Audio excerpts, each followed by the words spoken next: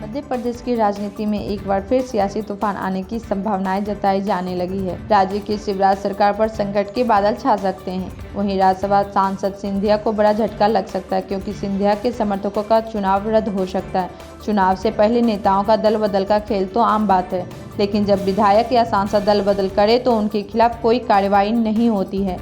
हालांकि केंद्र सरकार ने इसको लेकर कानून तो बनाया, लेकिन सांसद और विधायक इस्तीफा देकर पाला बदलने जैसे काम करने लगे हैं, जिसका उदाहरण मध्य प्रदेश और कर्नाटक जैसे राज्यों में देखा जा सकता है। लेकिन इन सभी घटनाओं को लेकर सुप्रीम कोर्ट में सुनवाई चल रही है। दरअसल दल बदल करने वाले नेताओं के चुनाव लड़ने पर रोक लगाने के लिए सुप्रीम कोर्ट में दायर की गई याचिका पर सुनवाई शुरू हो गई है। इस संबंध में कोर्ट ने केंद्र सरकार और चुनाव आयोग को एक नोटिस जारी किया है और दोनों से 4 हफ्तों में जवाब मांगा है। सर्वोच्च न्यायालय के मुख्य न्यायाधीश एस बोबड़े की बेंच ने सरकार और चुनाव आयोग को नोटिस भेजा है। बता दें कि यह याचिका कांग्रेस नेता जया ठाकुर की ओर से दाखिल की गई थी। दायर की गई याचिका में 10वीं सूची के तहत अयोग्य ठहराए गए विधायकों को सदन के कार्यकाल के दौरान उसी सदन के लिए चुनाव लड़ने से रोकने की मांग की गई है। जया ठाकुर ने अपनी याचिका में हाल की हुई सियासी घटनाओं का भी जिक्र किया है, जिसमें विधानसभा के सदस्य इस्तीफा दे देते हैं और सरकार गिर जाती है, जिसके बाद वह दोबारा विरोधी पार्टी के द्वारा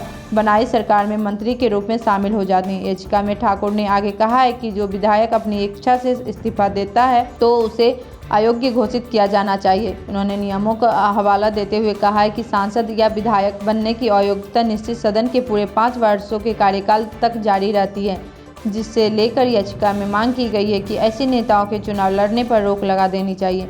अब अगर सुप्रीम कोर्ट जया ठाकुर की याचिका पर उनके पक्ष में फैसला सुनाता है तो सिंधिया समर्थकों का चुनाव रद्द होना तय है। ऐसे में शिवराज सरकार गिर सकती है।